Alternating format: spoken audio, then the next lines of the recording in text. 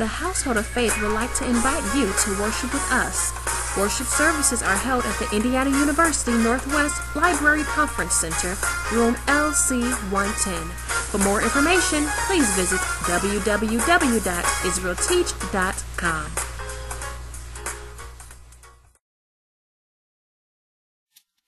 The Institute's American-born director, Zeb Golan, is to advance the cause of the temple and to prepare for its establishment, not just talk about it. During 6 years of research, the Institute has reconstructed 38 of the ritual implements that would be required when temple sacrifices are restored. So they prepared themselves for the building and the constructing of their temple. They've got all the things that's needed to do sacrifices. They've even got what they so-called the priests ready to administer or do the sacrifices. He said the Museum of the Completed Pieces have drawn 10,000 visitors during the current holy day. In addition to such items of trumpets and lyres and lots, the Institute is preparing vestments for the priests in waiting. You drop down all the way to the very end. If you listen to what he says, it's the fourth sentence up. In the middle, from midway through the sentence, it says the Temple Institute's Golan admits it may be a long time before the building rises. No one can say how, and no one wants to do it by force. But sooner or later, in a week or in a century, it will be done. They're going to build this temple. And they're going to build it exactly what the Lord said they're going to build it. In the courtyard. If you look at Exhibit 2A, Israel Hasbara Committee. And they told you, again, this happened in 2007, but it showed you the willingness of those that call themselves the Jews to reach a compromise so that they can be able to build on the Temple Mount, because the Dome of the Rock is sitting right there now. They can't build there. The Palestinians won't let them. But what's going to happen is you're going to get a compromise. Because what Palestine, Edom, who they call themselves the Jews, wants access to the Temple Mount. But what the Palestinian wants is statehood. So they're going to come together. And everybody's going to get what they want, including me. But they're going to build that temple. And when they build that temple, that's going to bring in the Great Tribulation. It's also going to bring the return of the Lord. It says Israel, he said Omer hopes to strike deals on the core issues with Abbas by November. Israel Prime Minister Ehud Olmert is hoping to strike a deal with PA Chairman Mahmoud Abbas over a final accord that will result in the establishment of a Palestinian state along Israel. The YetNews.com reported on Thursday, 16th August 2007. All along, the Palestinians who are being oppressed, what they want is a statehood.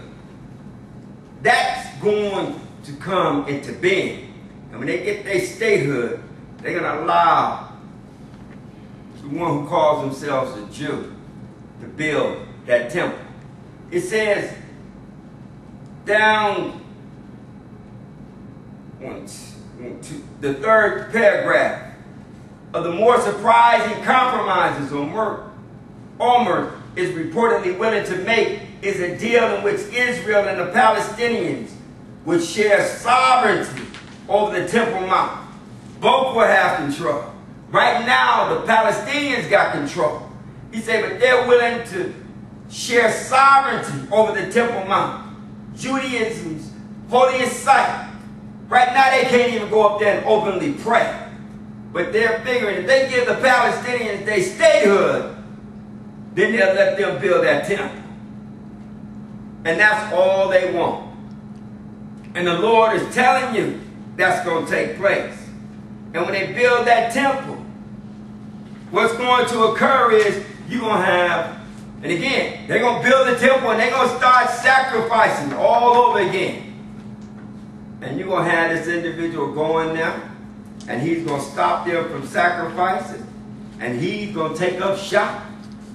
He's going to sit in the temple of God, as Paul said, claiming to be God. And Daniel told us about this individual. That's why the Lord said, when you see the abomination and desolation stand in the holy place, that Daniel the prophet spoke of, whoso read it, let him understand. We're going to see what Daniel said about this individual.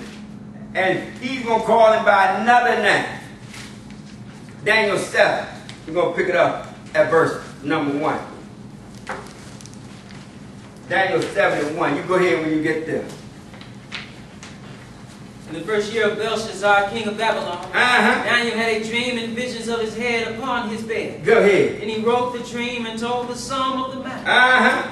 Daniel spake and said, I saw in my vision by night, and behold, the four winds of heaven strove upon the great sea. Go ahead. And four great beasts came up from the sea, diverse one from another. So Daniel had a dream, and in this dream there were four beasts that arose, he said, from the sea. And the beast just represents kingdom. The sea is just the people. Drop down to verse number 17.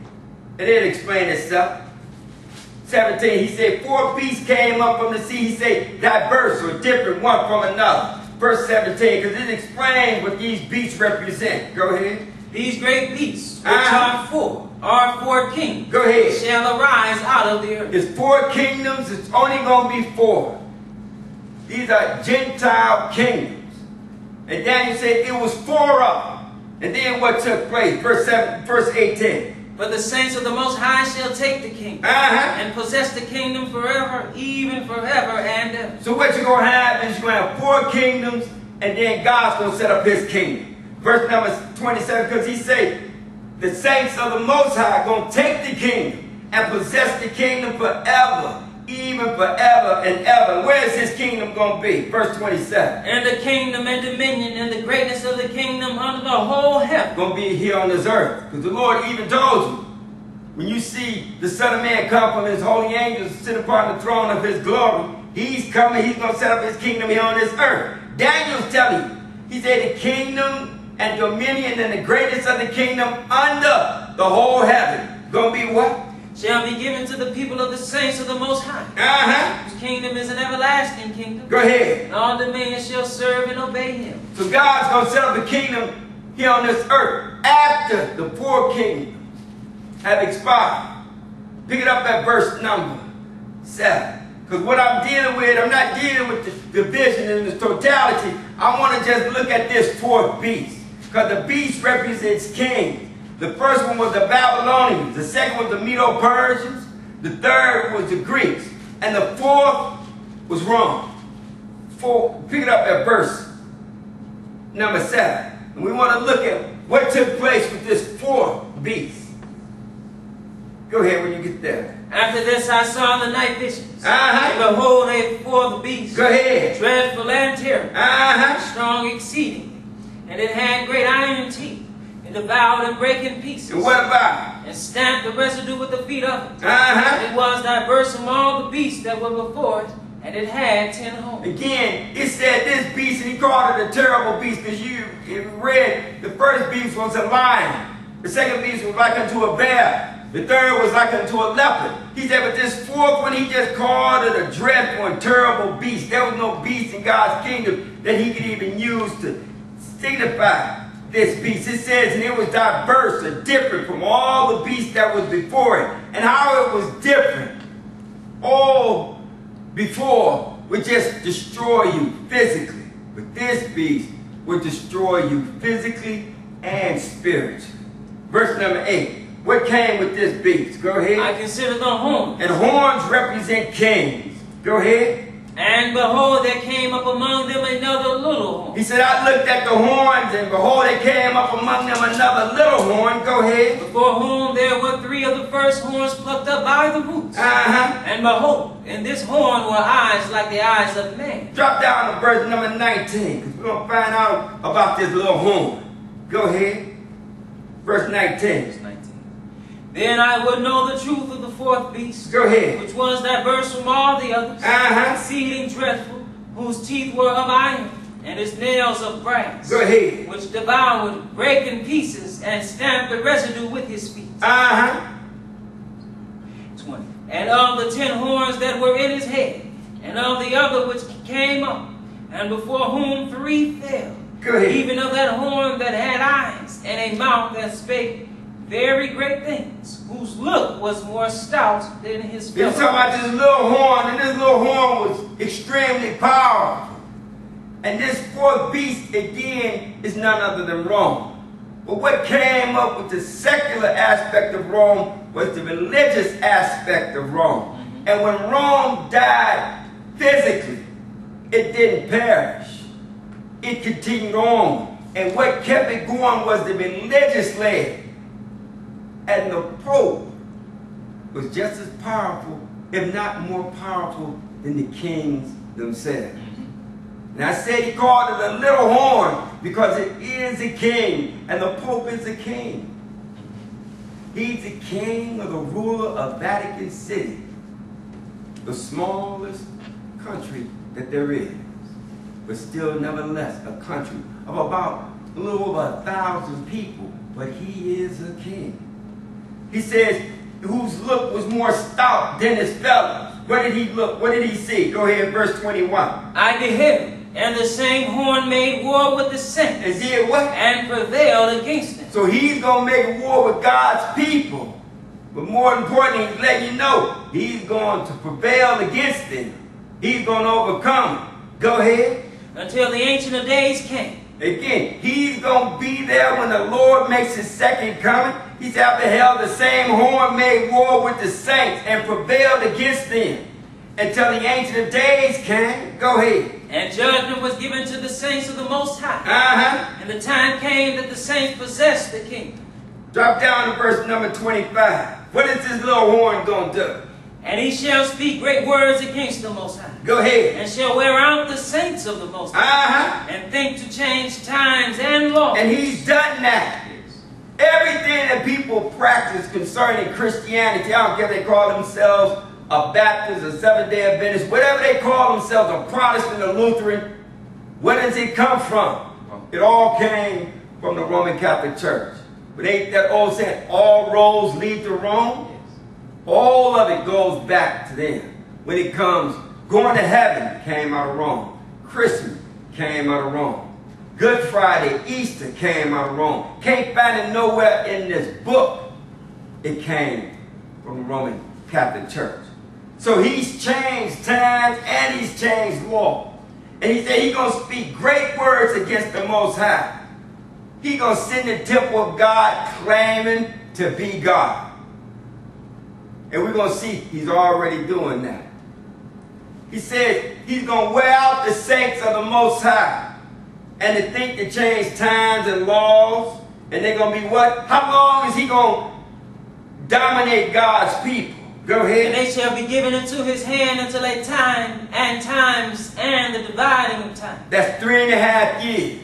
A time is 1 year, times is 2 years. That's 3.5. A time is a half. 3.5 years, 1,260 days, 42 months. That's the time of the Great Tribulation. And he's going to be wreaking havoc. Turn over to Daniel, the 11th chapter. Because he's going to make war with God's people and prevail. Now, he was supposed to end up where? He was supposed to end up in the holy place. He was supposed to end up in the temple, was he not? And we're going to see exactly that's where he's going to end up at. Daniel 11 and verse number 31. 11 and 31. Go ahead when you get there. An arm shall stand on his part. He said an army. Because in order for this individual to carry this out, he's going to have an army that's going to do his bidding. And that army is going to belong to the EU or the European Union. But 31, go ahead. He said an arm's going to stand on his part. And do what? And they shall pollute the sanctuary of strength. Go ahead. They shall take away the daily sacrifice. They shall place the abomination that maketh the desolate. And see, this happened in history when Antiochus Epiphanes sacrificed a pig on the altar. That did take place. But drop down to verse number 35. Because what Daniel's talking about here is future. Even beyond our days.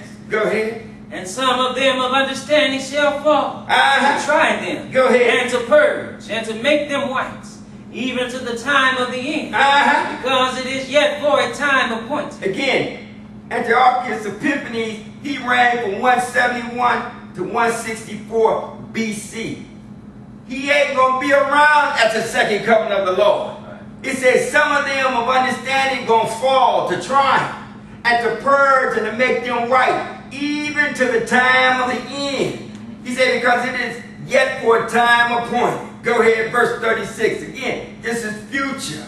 Go ahead. And the king shall do according to his will. And he shall exalt himself and magnify himself above every God. Even claiming to be God. Go ahead. And shall speak marvelous things. Unusual things. Go ahead. Against the God of God. And shall prosper till the indignation be accomplished. Until his time is up. He got 3.5 years. Go ahead. Well, that is determined shall be done. Neither shall he regard the God of his fathers. Go ahead. Nor the desire of women. Nor regard any God. For he shall magnify himself above all. Again, he's going to sit in the temple of God, claiming to be God. And he's going to be powerful, because his power is going to come directly from Satan.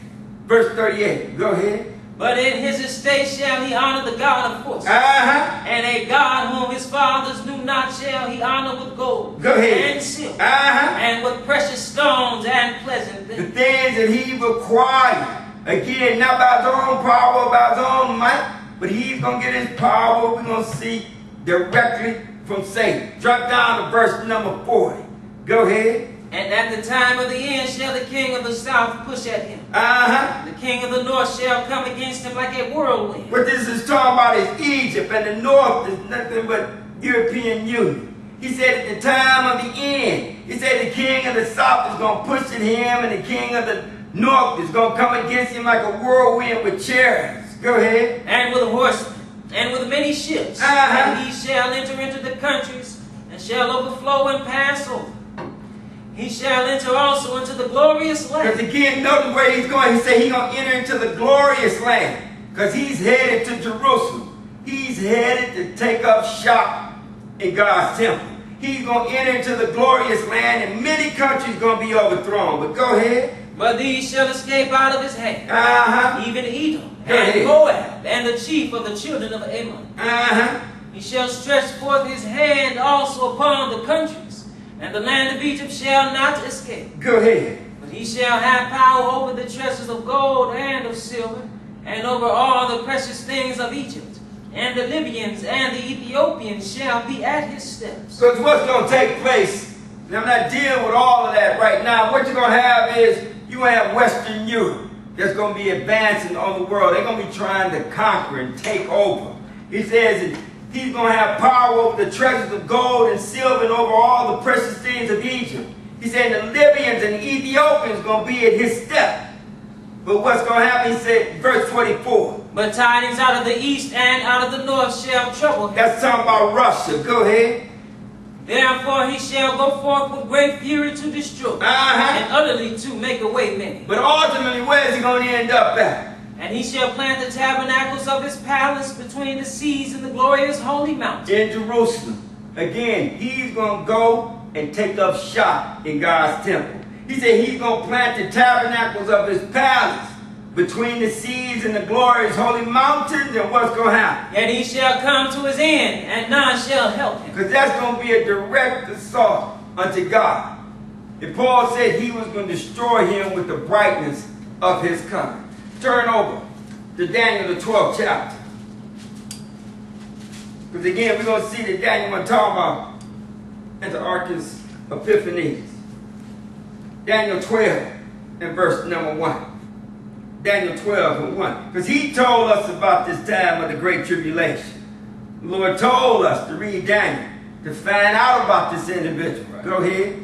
And at that time shall Michael stand up, the great prince which standeth for the children of thy people. Go ahead. And there shall be a time of trouble, such as never was since there was a nation, even to that same time. You would only have one time like that. It's going to be a time of trouble that never was, nor shall ever be again. And Daniel's talking about that now. He said there should be a time of trouble such as never was since there was a nation, even to that same time. Go ahead. And at that time thy people shall be delivered. Go ahead. Everyone that shall be found written in the book. Drop down to verse number 5 and go ahead.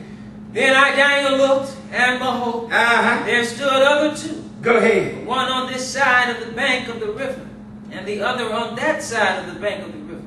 And one said to the man clothed in linen, which was upon the waters of the river, how long shall it be to the end of these wonders? He's going to let him know. Go ahead. And I heard the man clothed in linen, which was upon the waters of the river, when he held up his right hand and his left hand unto heaven. How long shall all this trouble exist?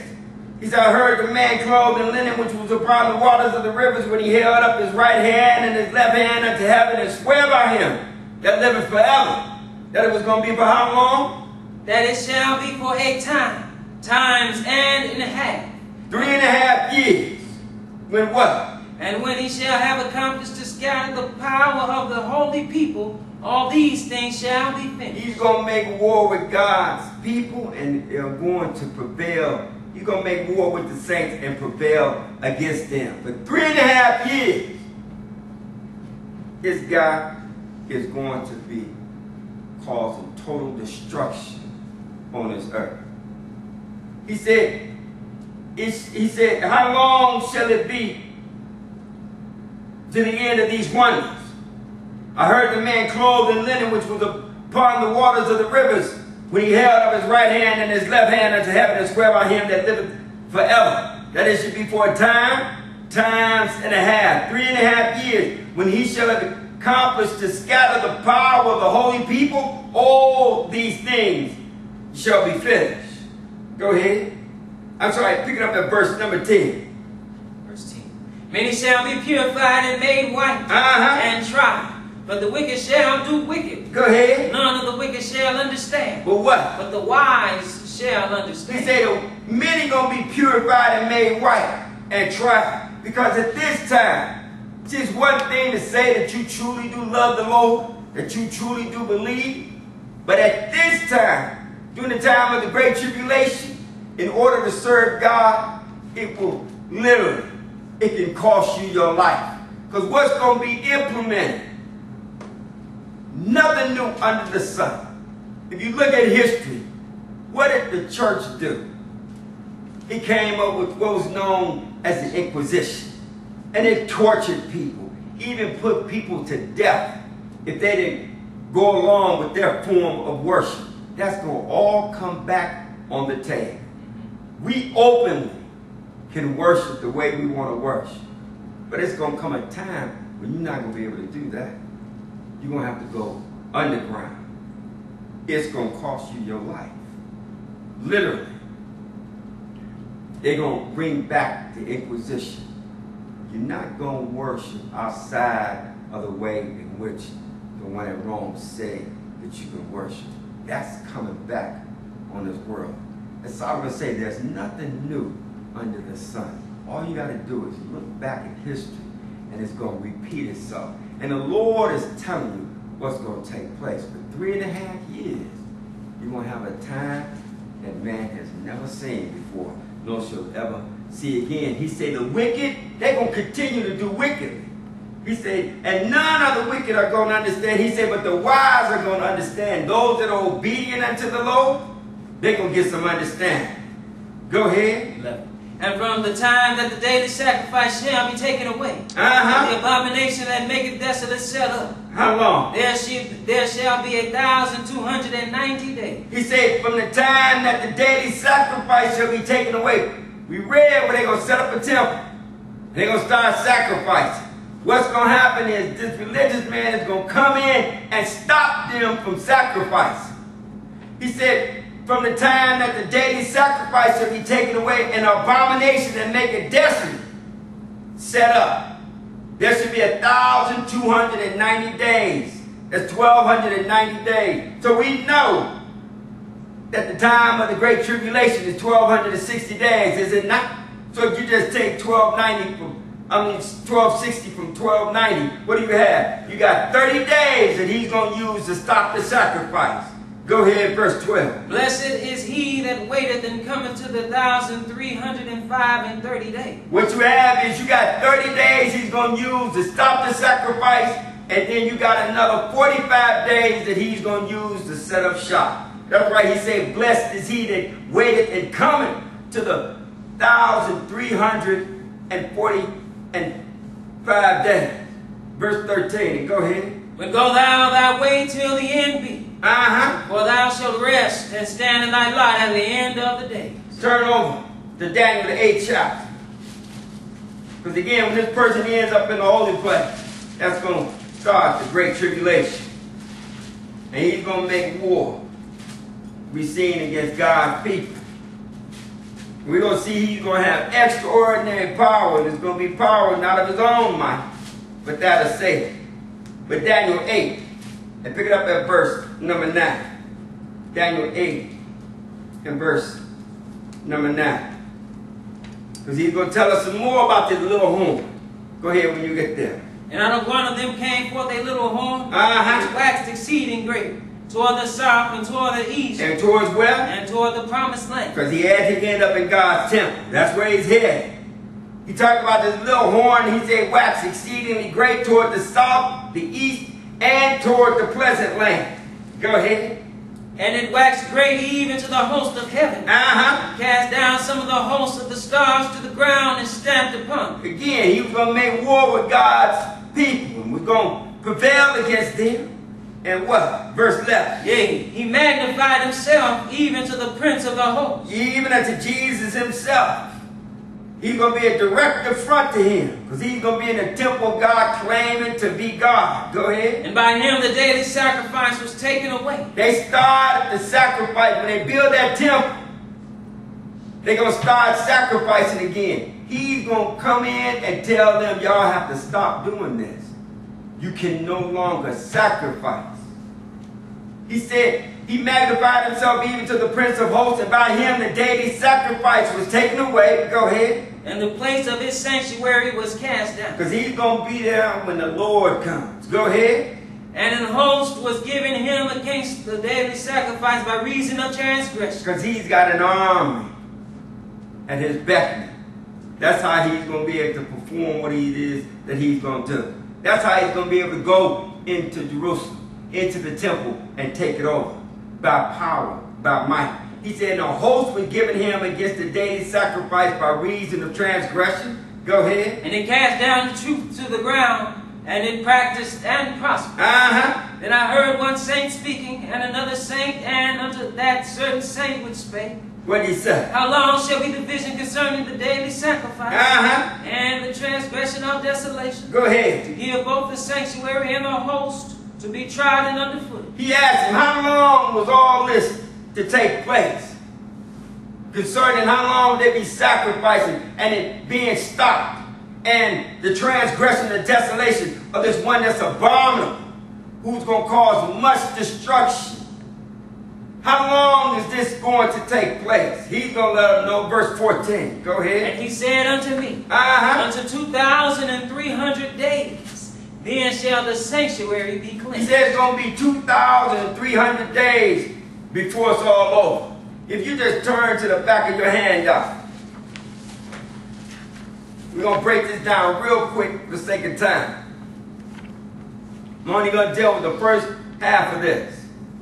Because he wants to know when all this is going to be accomplished.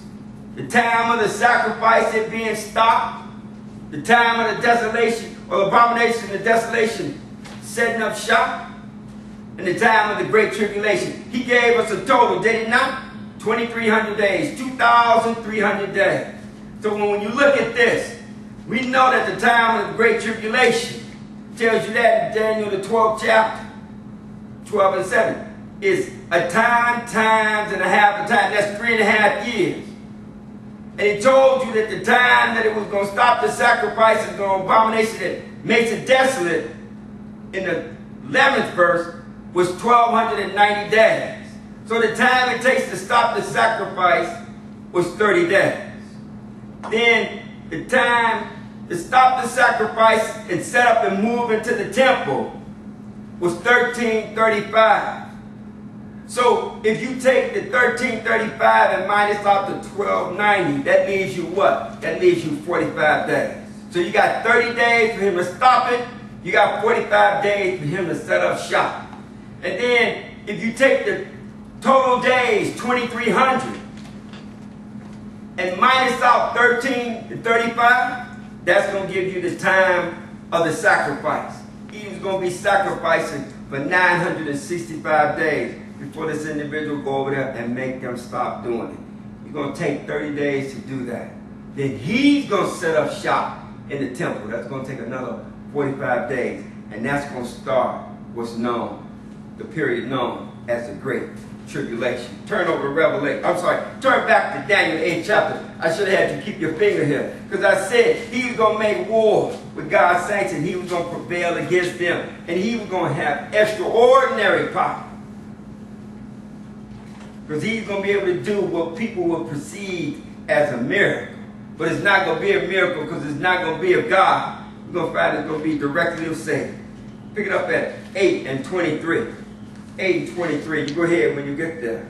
And in the latter time of their kingdom. Talking about this fourth beast. Go ahead. When the transgressors are come to the full. Come to an end. Go ahead. A king of fierce countenance and understanding dark sentences shall stand up. This little horn. Go ahead, but he's a king. Go ahead. And his power shall be mighty. But not by his own power. John let us know in Revelation his power is coming directly from Satan himself. Go ahead. And he shall destroy wonderfully. And shall prosper and practice and shall destroy the mighty and the holy people. Again, he's going to be destroying God's people. Go ahead. And through his policy also he shall cause craft to prosper in his hand. He's going to be able to do again witchcraft that people are going to take or perceive as being a miracle.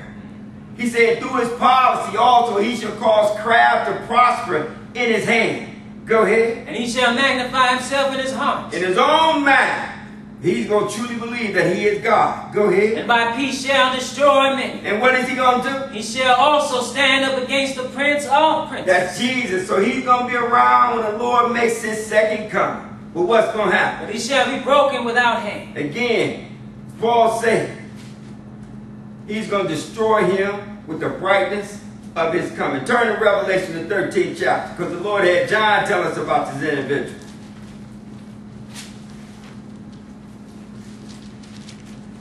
13. Pick it up at verse number 1. 13 and 1. You go ahead when you get there. And I stood upon the sand of the sea. And what did John see? And saw a beast rise up out of the sea. Remember, the sea just represents people, and beast represents kingdom. But what John's going to see, Daniel saw the individual kingdoms. John is going to see it as a composite. Go ahead. Having 7 heads and 10 horns. This represented the entire Gentile dynasty. Go ahead. And upon his horns 10 crowns. And upon his heads the name of blasphemy. Go ahead. And the beast which I saw was like unto a leopard. Those were the Greeks. Go ahead. And his feet were as the feet of a bear. The Medo-Persians. Go ahead. And his mouth as the mouth of a lion. Those were the Babylonians. Because who started the Gentile reign was the Babylonians, and that was represented by the lion. And who took over from them was the Medo-Persians, and that was represented by the bear. And then came along Alexander the Great, and those were the Greeks, and that was represented by the leopard. He said the beast which I saw was like unto a leopard, and his feet were as the feet of a bear, and his mouth was as the mouth of a lion. Go ahead. And the dragon gave him his power and his seats and great authority. Again, it all came directly from Satan himself. Go ahead, verse number 3. And I saw one of his heads as it were wounded to death. Talking about the fourth beast, and it was wounded in 476 AD. Right. That's when Rome lost its military might as a nation. But what happened was the religious leg of Rome continued on. Go ahead. It didn't go the way of the Greeks and the Medo-Persians and the Babylonians. They were wounded and they died. Rome has been around, and it is being revived now under the name of the European Union, or known as the EU. But go ahead. And his deadly wound was healed. And all the world wondered after the beast. Go ahead. And they worshipped the dragon which gave power unto the beast. Again, got their power directly from Satan. Go ahead. They worship the beast, saying, who is like unto the beast. Go ahead. Who is able to make war with him. And what happened? And there was given unto him a mouth speaking great things and blasphemies. This is this little horn with that eyes like a man and a mouth speaking great things. He said it was given unto him a mouth speaking great things and blasphemy. Go ahead. And power was given unto him to continue 42 months. That's the time of the great tribulation. 3.5 a time, times and a half a times, 3.5 years, 42 months, 1260 days. Go ahead. 6. And he opened his mouth in blasphemy against God. Go ahead. Blaspheme his name and his tabernacle and them that dwell in heaven. Go ahead. And it was given unto him to make war with the saints. Daniel told you that was going to take place, and he said he was going to prevail against them, did he not? John telling you the same thing. He said he opened his mouth in blasphemy against God, to blaspheme his name and his tabernacle to them that dwell in heaven. And it was given unto him to make war with the saints, and to do what? And to overcome them. Go ahead. And power was given him over all kindreds and tongues and nations. We're going to see he's going to have complete power over a fourth part of this earth. He said power was given him over all kindreds and tongues and nations. Go ahead. And all that dwell upon the earth shall worship him, whose names are not written in the book of life of the Lamb slain from the foundation of the world. Keep your finger and just go right into the 6th chapter of Revelation. Like I say, he said he was given power over all kindreds and tongues and nations. We're going to see he's going to have complete control over a fourth part of this word. 6, and pick it up at verse number 1. Because John's going to let us know just how far-reaching his power is going to be. 6 and 1, and go ahead. And I saw when the Lamb opened one of the seals, and I heard, as it were, the noise of thunder. One of the 4 beasts saying, come and see. So the angel was giving him a vision of what's to take place in the future. He said, when he opened one of the seals, I heard it was a noise of thunder. One of the 4 beasts saying, come and see. He said, what did he see in verse number 2? And I saw and behold a white horse. He that sat on him had a bow. And a crown was given unto him. And what did he do? And he went forth conquering and to conquer. Drop down to verse number 7. Because I'm not dealing with all of this. But what this is taking place is during the time of this great tribulation. Again, what you're going to have is Western Europe is going to be going out trying to take over this world. And the religious man that's going to be affiliated with him, again, he's going to end up in the temple in Jerusalem. He said, I saw a white horse, and he that sat on him had a bow, and a crown was given unto him, and he went forth conquering and to conquer. Drop down to verse number 7. Pick it up at the 4th seal. The 4th seal. And when he had opened the 4th seal, I heard the voice of the 4th beast say, come and see. Go ahead. And I looked, and behold, a pale horse. His name that sat on him was Death. Go ahead. Hell followed with him. Because a lot of killing is going to take place at this time. But go ahead. And power was given unto them over the 4th part of the earth. Look, you got over 7 billion people on this earth. And he's going to have complete control over a 4th part of them. Complete control. Meaning, whatever he says is going to go. He's going to have complete rule. He said, and power was given unto them over the 4th part of the earth to do what? To kill with sword and with hunger, and with death and with the beasts of the earth. Again, if you don't do exactly what they say, exactly, he has the power to simply take your life. Read up on the Inquisition. What took place during that time? 1500s. He didn't have, it was a couple of them that they had. History just repeats itself. They tortured people. They killed people. And who enforced the law? The authorities at that time. Because the church, it wasn't like they went out themselves. The priests and such was doing anything. All they did was point the finger And then those that are in power, the military, they had the military might, they would come and enforce whatever it was that they wanted done. They would carry it out. You're going to have the same thing again, but it's just going to be on a much broader scale. He's going to have complete control over a fourth part of the earth to kill with sword and with hunger and with death and with the beasts of the earth. Because we're going to read, he's going to force people to take a mark. And if they don't take that mark, you can't buy, you can't sell, you can't eat. But go ahead, verse number 9. And when he had opened the fifth seal, what? I saw under the altar the souls of them that were slain for the word of God and for the testimony which they held. So they were killed for what? For having God's word.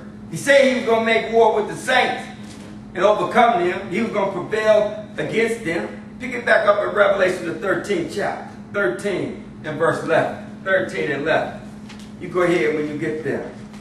And I beheld another beast coming up out of the earth. Because he said he was going to make crafts to prosper. And I said he was going to be able to do miracles. He was going to be able to do wonders that people are going to perceive as miracles. John's going to let you know that here. He said, I beheld another beast coming up out of the earth. What did he have? And he had two horns like a lamb, and he spake as a dragon. Again, this just represents the leadership.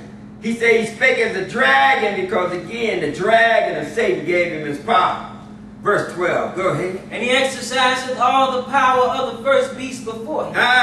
Caused the earth and them which dwell therein to worship the first beast, whose deadly wound was healed. What they're worshiping is this system, but go ahead. And he doeth great wonders, so that he maketh fire come down from heaven on the earth in the sight of men. Again, he was going to have power, but his power was not going to be of his own. He said he doeth great wonders, so that he maketh fire come down from heaven on the earth in the sight of man. In other words, he can make lightning appear at his command. Imagine if somebody could convince you, go outside, and I'm going to make some lightning appear. You would look at that person, believe. People are enthralled with what they consider the supernatural, or the unknown, or the spiritual. And if somebody had some power to do something, well, they would bow down and they would worship him. Because they, not knowing any better, they automatically know they must be from God. They gotta be from God that they got this power. Not knowing, Satan got power also. And he can give it to whom he will. And he's going to give it to this individual. And he's going to be able to make lightning come down from heaven on command. Verse 14. And what is all that power he's going to do? Or he's going to exhibit. What is it going to do? Verse 14. And deceiveth them that dwell on the earth by the means of those miracles which he had power to do in the sight of the beast. He said he would even deceive even the very elect if it were possible. He's not going to deceive God's people, because they understand what's taking place. He said, and deceiveth them that dwell on the earth by the means of those miracles which he had power to do in the sight of the beast. Saying that what? Saying to them that dwell on the earth, they should make an image to the beast. Go ahead. Which had the wound by a sword and did live. Go ahead. And he had power to give life unto the image of the beast. Go ahead. And the image of the beast should both speak and cause that as many as would not worship the image of the beast should be killed. Can you imagine? He's going to take a statue and bring it to life. And people that don't have any understanding are going to literally, again, say he has to be God. This has to be the Messiah, or the return of the Christ. This must be God. That's why he said, if they say Christ is here, although he's dead in the desert, believe him not. Don't go. He said, he said what he's going to do is, he said, and he deceived them that dwell on the earth by the means of those miracles which he had power to do in the sight of the beast, saying to them that dwell on the earth, that they should make an image to the beast, which had the wound by a sword, and did live. And he had power to give life into the image of the beast, that the image of the beast is going to both speak and caused that as many as that would not worship the image of the beast, that they should be killed. The Inquisition all over again. Verse 16. Again, nothing changes. You go back in Daniel, what took place with Nebuchadnezzar? Didn't he have an image built? And if you don't bow down and worship that image, he was going to throw you into the fiery furnace? All over again. There's nothing new under the sun. Go ahead, verse 16. And he causeth all, both small and great, rich and poor, free and bond, to receive a mark in their right hand or in their forehead. And if they don't take this mark, what's going to happen?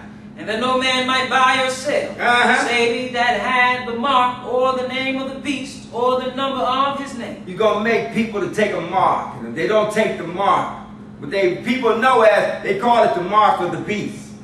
If he does not take that mark, then they can't buy, they can't sell. You can't buy or sell, you can't eat. You can't eat, you're going to die. That's one way he'll control.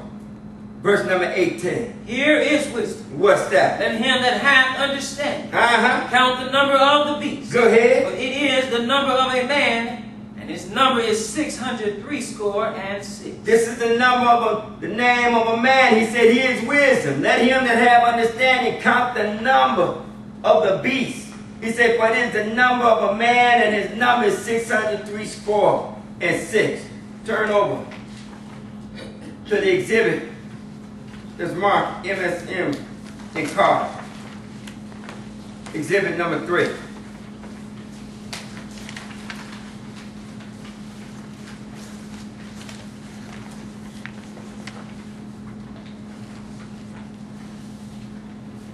To say this individual is going to be a direct affront to God. He's already blasphemed. He's going to sit in the temple of God claiming to be God. And he's already doing that. Go ahead and read that where it says MSN in car under Papacy. Papacy, office of the Pope, the supreme head of the Roman Catholic Church. Go ahead. The word is derived from the medieval Latin. What does it mean? Papa, Pope, or Father. And the Lord say, call no man father. He's talking about his spiritual father. But that's what he is. He's known as Papa or Father. But go ahead. A term originally applied to bishops in general. Roman Catholics believe that the Pope is the successor of St. Peter, to whom Christ entrusted the leadership of the church as recorded in Matthew 16, verses 18 through 19. What does it say? You are Peter, and on this rock I will build my church. And that still stands true. When he said, you are Peter, he was talking to Peter. But when he said, on this rock, he was talking about himself. He is the rock. God, or Jesus, is the head of the church, not Peter. He never gave Peter the head of the church or relinquished the head of the church unto Peter. Peter is Peter. He said, you are Peter, and on this rock, speaking of himself, I'll build my church. He's the foundation.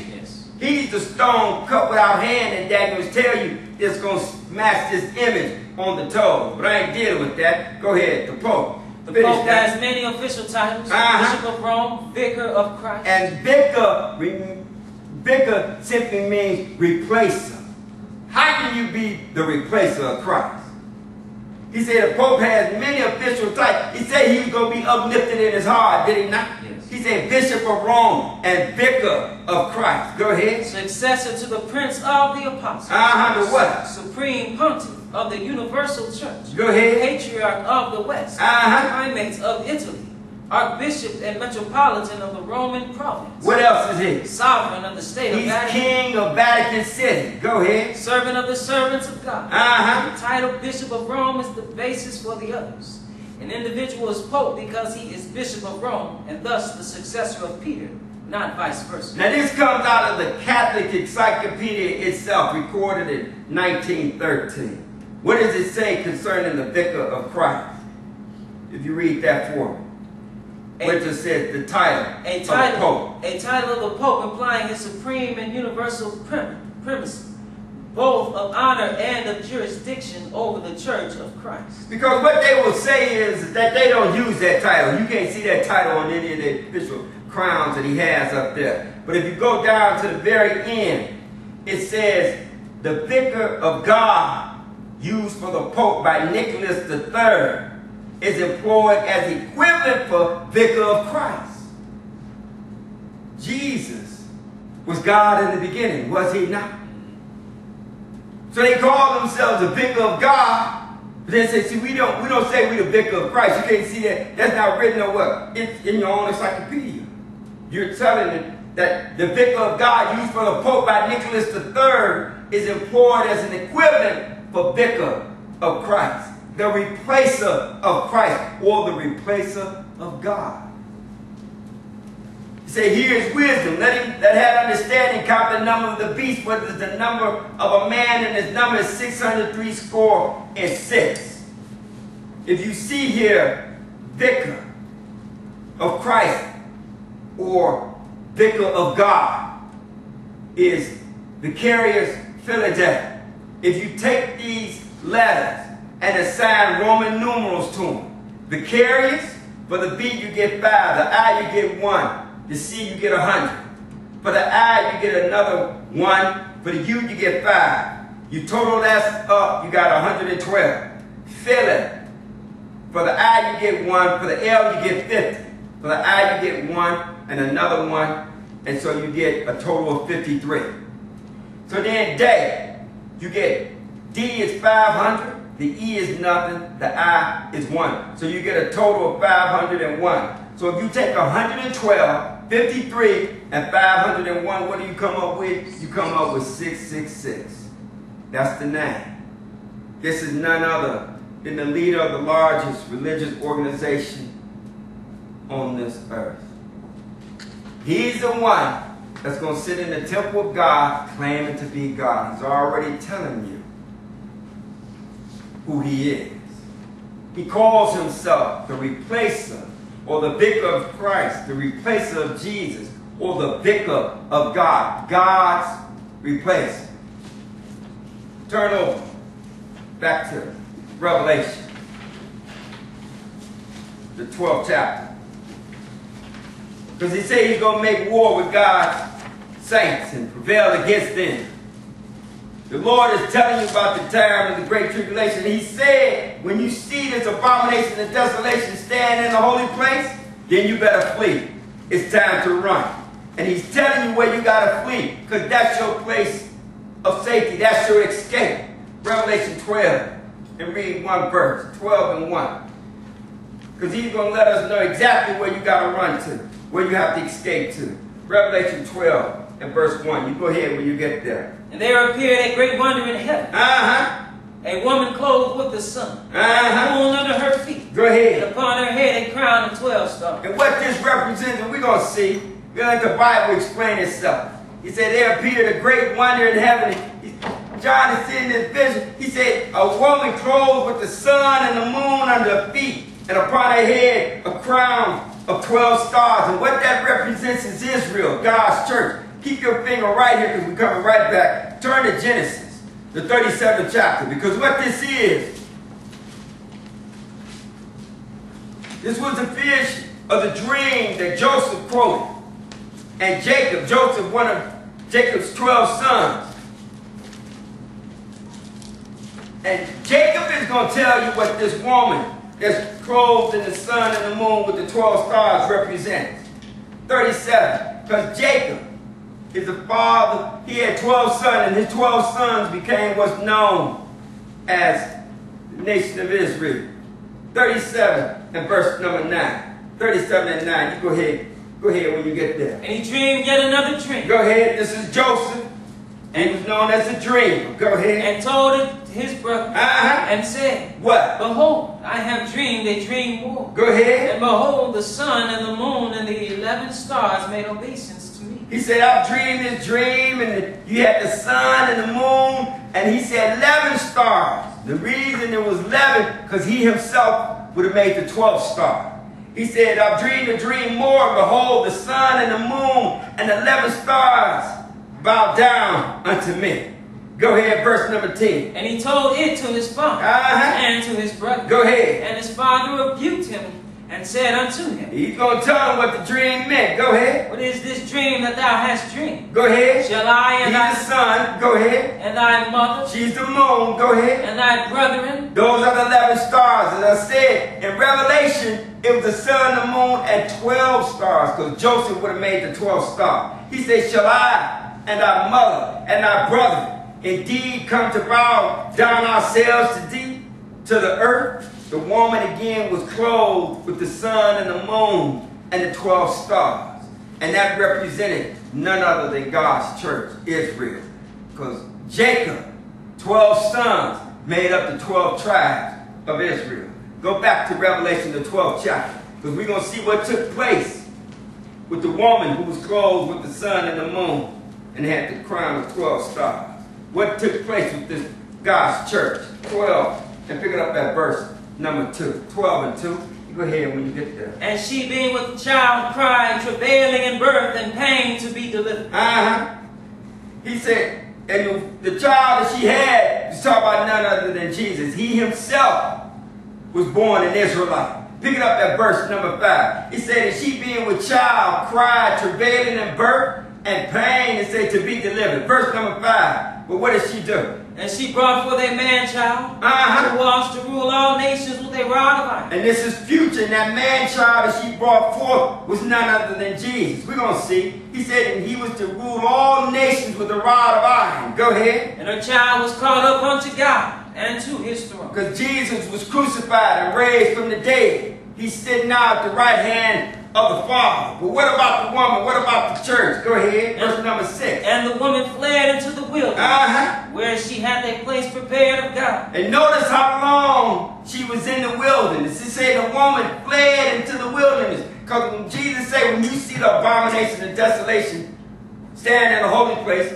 the one that was spoken of by Daniel the prophet, he said, whoso read it, let him understand. He said, and the woman, he said, when this takes place, you better flee. He said, a woman fled into the wilderness, where she had a place prepared to God. That is where your refuge is going to take place from the great tribulation. That is your escape during this time.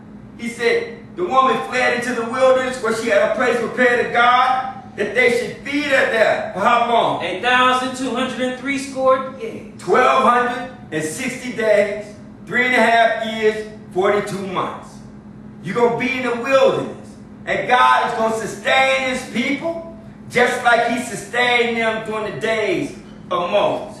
Verse number 14. Go ahead. Read that one verse. And to the woman were given 2 wings of a great eagle, that she might fly into the wilderness. Again, God made Israel's escape possible.